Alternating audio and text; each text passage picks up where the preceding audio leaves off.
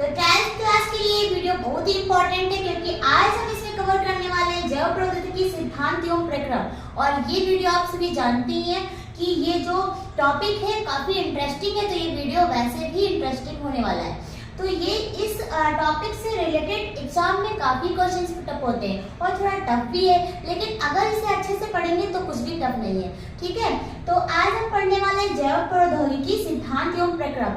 तो ये इसका इंट्रोडक्शन वीडियो है, इसमें हम जानेंगे कि जैव प्रौद्योगिकी होता क्या है और इसका हम उपयोग कैसे, मतलब कि किन किन क्षेत्रों में हम जैव प्रौद्योगिकी का मतलब कि इससे हम क्या चीज बना रहे हैं और क्या हो रहा है इसमें, ये सारी चीजें जानेंगे। मतलब इसका आज हम इंट्रोडक्शन पूरा परिचय देखेंगे कि आखिर ये है क्या, है ना। तो चलिए हम जैव प्रौद्योगिकी का थोड़ा सा जान लेते हैं कि ये है क्या। तो आपको ये जो नाम दिख रहा है रेनी डेस्कार्टिस, ये काफी फेमस पर्सन है क्योंकि ये गणितज्ञ भी है और जीव वैज्ञानिक है, फिलोसोफर, मतलब कि काफी कुछ बहुत ही फेमस है।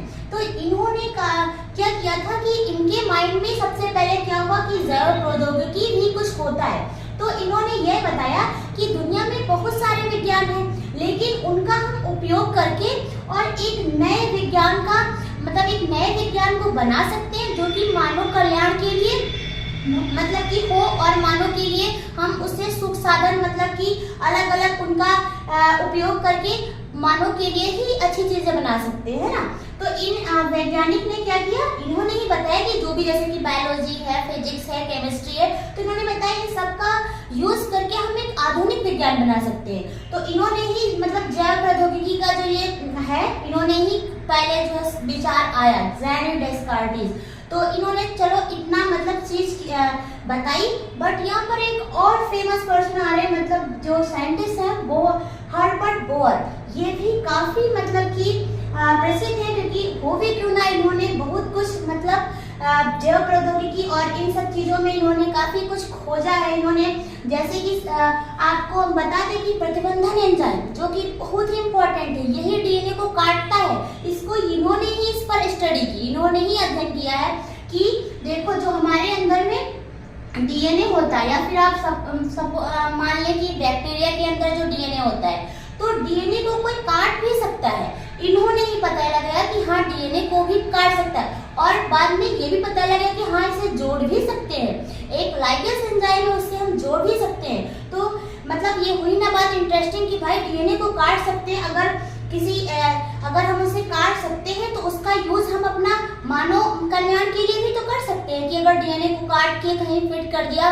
तो मतलब मानव कल्याण के लिए भी ये अच्छी चीज हुई। तो अब हम बात करते हैं कि इन्होंने कैसे पता लगाया प्रतिबंधन एंजाइम का, जिसे हम आणविक कैंची भी कहते हैं, और उसका जो पूरा नाम है इस चीज का पूरा नाम अगर बात करें ये एंडोन्यूक्लियस एंजाइम, इसे हम आणविक कैंची तो कहते ही हैं, साथ में इसे रिस्ट्रक्शन एंडोन्यूक्लिक एंजाइम भी कहते हैं। आप सभी जरूर याद रखिएगा कि बोहर ने ही बताया था इस एंजाइम से हम डीएनए को भी काटने की मतलब काट सकते हैं और इसमें काटने की क्षमता होती है। अब चलिए बात करते हैं कि ये प्रतिबंधन एंजाइम पता कैसे चला कि ये कहाँ से आया।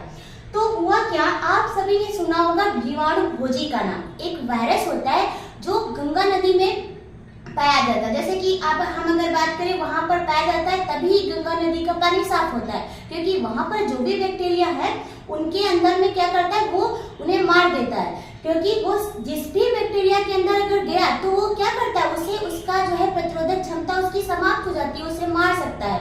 लेकिन हुआ क्या, ये आप देख रहे हैं ई कोलाई बैक्टीरिया, जब वही जीवाणुभोजी बैक्टीरियोफेज जो कि मैंने बताया गंगा नदी में भी पाया जाता है, वो जब ये ई कोलाई के अंदर गया तो इसे वो नहीं मार पाया।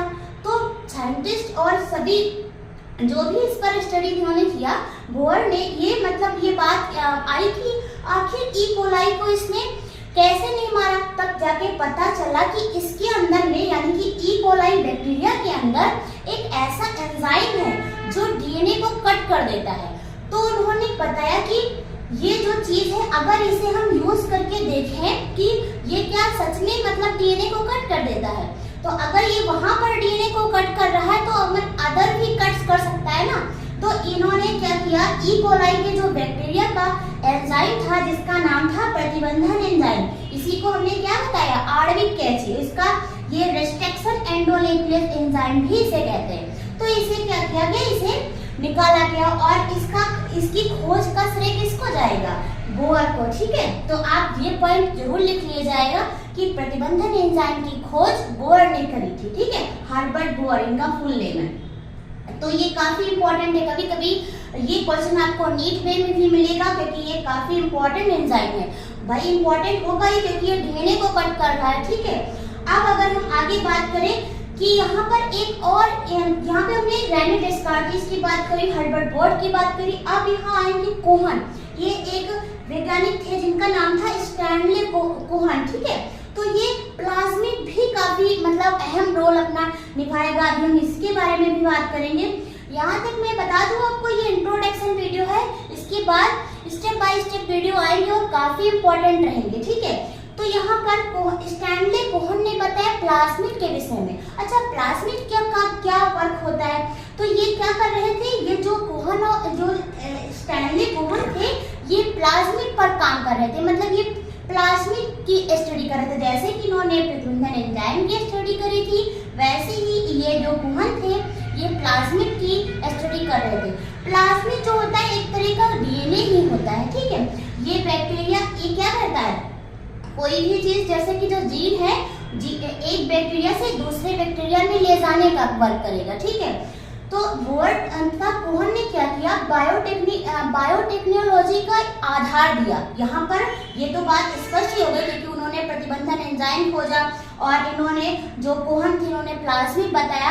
तो अगर हम ये कह सकते हैं बायोटेक्नोलॉजी का आधार किसने दिया, ये कोहन और बोअर ने दिया। और बायोटेक्नोलॉजी क्या होती है, इससे हम इसका उपयोग करके मानव कल्याण के लिए नए नए उत्पाद बना सकते हैं ना, नई मतलब कि चीजें कर सकते हैं। तो यहाँ पर अगर हम बात करें कि इनको पहले हमने बता दिया कि आधार बताया किसने, तो ये जो वैज्ञानिक थे बोअर और कोहन। ठीक है, अब हम क्या बात करते हैं कि डीएनए को जो काट सकते हैं और जोड़ सकते हैं और ट्रांसफर कर सकते हैं, ये सब संभव किसमें है, तो ये सब संभव है बायोटेक्नोलॉजी में, यानी कि जैव प्रौद्योगिकी में। तो आप अगर यहाँ पर बायोटेक्नोलॉजी की डिफिनेशन देना चाहेंगे तो आप ये चीज लिख सकते हैं कि अगर हमें किसी चीज को मतलब जीन को एक से दूसरे में ले जाना है या फिर जो मतलब ट्रांसफर करना, ये सारी चीजें हम बायोटेक्नोलॉजी में ही कर सकते हैं। तो यहाँ से ये चीज पढ़ के आप इसकी डिफिनेशन अच्छे से अपने मन से लिख सकते हैं। ठीक है, तो अब हम बात करते हैं कि यहाँ पर जो नई इन सब चीजों के बाद मैंने बताया था आधुनिक विज्ञान बना, उन्होंने बताया था रेनी डेस्कार्टिस ने। तो यहाँ पर जो आधुनिक विज्ञान बना, अगर हम बात करें बायोटेक्नोलॉजी की, तो ये भी क्या है, एक कैसा विज्ञान, एक नया ही तो बना, बायोटेक्नोलॉजी है ना। तो एक नई जो है शाखा का जन्म हुआ और कोहन और बोअर ने ही जो है बताया। जैसे कि अब यहाँ पे हम ये चीज समझे कैसे कि कैसे एक बैक्टीरिया का कोई भी चीज दूसरे में गया। तो हुआ क्या, एक जीन था जो कि ई कोलाई में मतलब नहीं था। ठीक है, जैसे कि यहाँ पर हम एग्जाम्पल है, जैसे सपोज दैट ये आप देख रहे हैं स्टेफाइलोकोकस, ये स्टेफाइलोकोकस में ये इसका डीएनए है। ठीक है, और ये प्लाज्मिड है और प्लाज्मिड में एक ऐसा जीन था जो एंटीबायोटिक था, यानी कि प्रतिजैविक था। और यही जो मतलब ये जो जीन था ये क्या था कि जो ई कोलाई था उसमें ये प्रेजेंट नहीं था। अब क्या किया गया कि इसमें प्लाज्मिड भी नहीं था। ठीक है, इसमें प्लाज्मिड नहीं था। अब हुआ क्या कि इस जीन को कट करके क्या किया गया, इस प्लाज्मिड को हमने क्या किया गया कि इसमें डाला गया। कुछ दिन बाद देखा गया कि इसमें जो ये जो प्लाज्मिड है ये क्या किया कि इसमें भी मतलब अब ये जीन यहाँ पहुंच गया ना, तो इसमें भी प्रतिरोधकता आ गई है। तो इससे ये प्रूफ हो रहा है ना। तो चलिए आज के लिए इतना ही। नेक्स्ट वीडियो में हम इसका और भी आगे चीजें पढ़ेंगे और जैव प्रौद्योगिकी का अच्छे से अध्ययन करेंगे। Bye bye, take care.